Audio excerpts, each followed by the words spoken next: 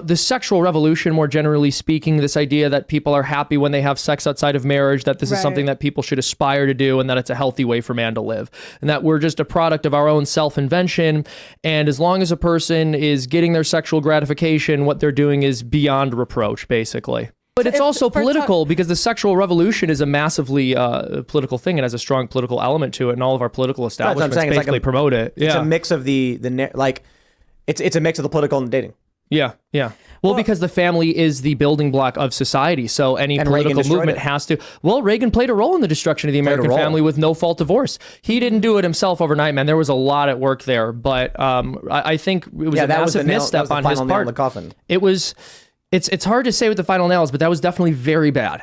Very bad. No fault divorce ended marriage. It formalized our ending of marriage. But there were other things, like there was a massive cultural shift that happened at this time. So previously, people thought of divorce as something that was horrible, but that we should allow in certain circumstances. And I'm not even saying that's the correct vision, because I just don't believe a marriage can actually end if it's an actual marriage. But that's not to say someone who's being abused can't go live somewhere else. But my main point is there was a reinvention that happened culturally around the time of the 1970s, where people stopped viewing divorce as this unfortunate thing that happens sometimes and that we should allow a political outlet for. And they started reframing it as an adventure, a method of self-exploration, a way to reinvent yourself rather than like something horrific that we should prevent from ever occurring. Well, I mean, some people say it's birth control. If you look up the divorce rate and like birth control, like the rate of women on birth control, it's really interesting. The charts are the same pretty much. Whoa. Yeah, well, it all plays a role. You could look it up and like put it on the screen. It's really interesting. It's like literally if you put them side by side, it's the same. I would say like social media too, because I think because I mean, you get like all these women that think they're hotter than they are because they have the simps messaging them every single day. Instagram filters. Yeah, so I think like it would be silly to not include that in like the destruction of the family. We've talked a lot about this. Boy, it doesn't trigger the feminists. I talked about how dating apps have basically caused a major collapse, because what happens is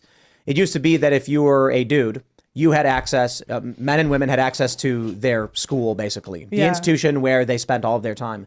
So a guy is 18, he goes to college, and he has access to the women in the college network, which is mostly the college he's at, and then maybe the friends of friends. Yeah. But when dating apps emerge, all of a sudden, all of these, 18 plus young women have access to 25-year-old plus men who aren't in college, but have cars, have jobs, have salaries.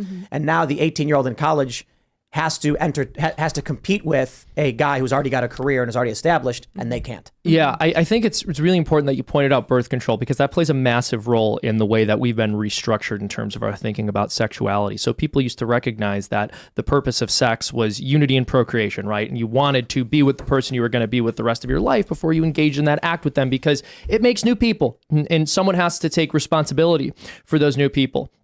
What artificial contraceptives made possible was a rerouting of our collective cultural thinking about sexuality, which took it from something that was to be revered, that was beautiful, that needed social restrictions, and something that was just about the pleasure of the individual, and that only needed to be considered within the context of pleasure without actually considering its actual broader purpose, which is the creation of families. And of course, families are the building block of society. So when you corrupt people's sexual morals, you end up destroying the entire society inevitably. I mean, if you don't end up setting that train back on the rail or putting things back in the proper course, it all falls apart. You just can't do it.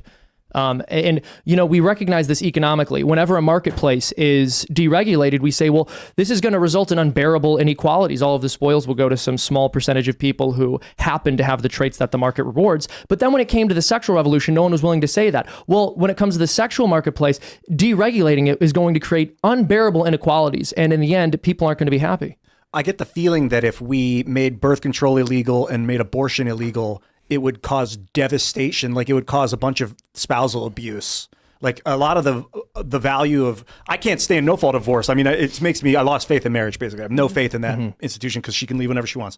But if they're stuck, then won't they just be getting beat a lot So this is the whole point of no fault divorce is a person could get divorced if they demonstrated that there was some kind of abuse occurring, right? And this is part of what I was saying earlier.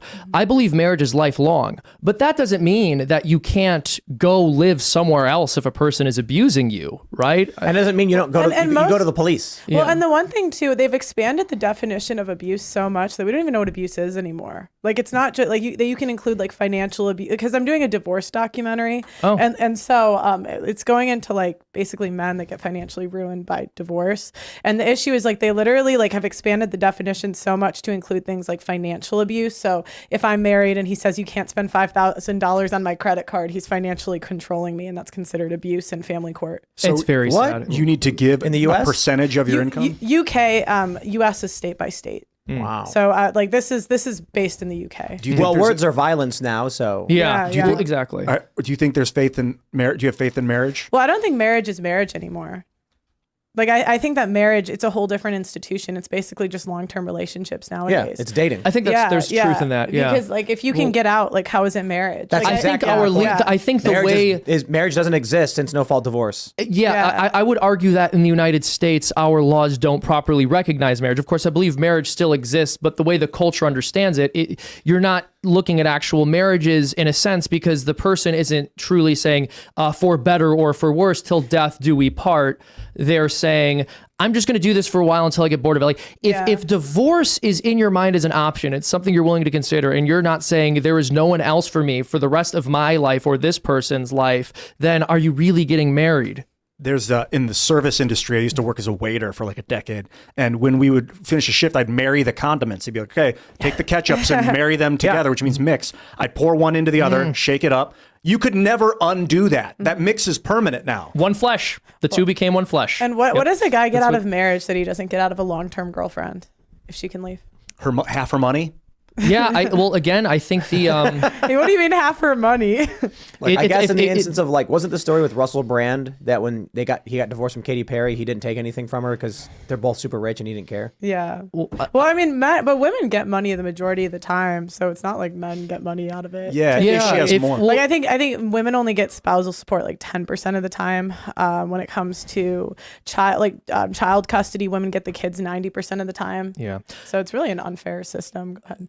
Totally agreed. So your question has two different answers, right? When you ask, what do men get out of marriage? Because in some sense, like, yes, when you're talking about our society, when you're talking about what we are calling marriage, I mean, because the institution has removed. If we're talking about what marriage actually is, it's a different question, right? I mean, because it's not moral to have sex with someone you're not married. So you shouldn't be having sex with someone you're not married to. In a culture where people are having sex outside of marriage, where they're living together when they're not married, you're correct that it doesn't seem from like a material perspective that anything is really added to the relationship by entering into a legal union with each other. Well, even when you look at like, purity and youth, like men don't even get that anymore out of marriage. Like in the UK, the average age of first marriage for a girl is 31. And when like purity, like what % of women do you think were virgins in 1920?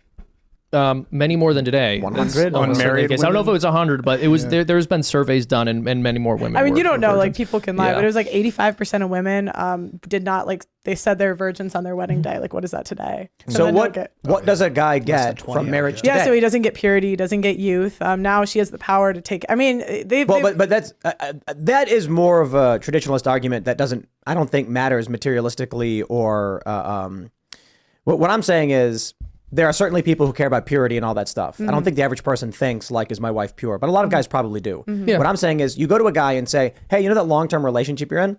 Yes. Why don't you get married? Okay. Why? Well, if you do, you open up the door to losing half of everything you own if things go bad. And nothing else changes. And what does the woman get? Yeah. The woman gets half your stuff if she decides to leave at any point. Well, but this is also the point, right? The left, Marxists, they hate marriage and they hate the family. So people look at how the culture has been oriented and they look at these no-fault divorce laws and they say, oh my goodness, there's no point in even getting married anymore. Well, that was by design. Like the entire purpose was to dissuade people from wanting to get married. That was the long game. And make it so sex before marriage is okay. Exactly, right? Because if sex before marriage is on the table, then you can have that without committing to a person. I mean, what are most men going to choose, even if you don't have these wacky divorce laws? Well, all the divorce and marriage stuff aside, I find it weird to say that sex before marriage is bad. Because like if you have sex with a girl and you don't like it, but you don't know that until after you're married, that'd be horrible. Well, sex isn't tryouts, right? And she's a person, and you're a person, and that's an act that creates human people, and it'll create a person even if you didn't think the sex was all that great. I think that two people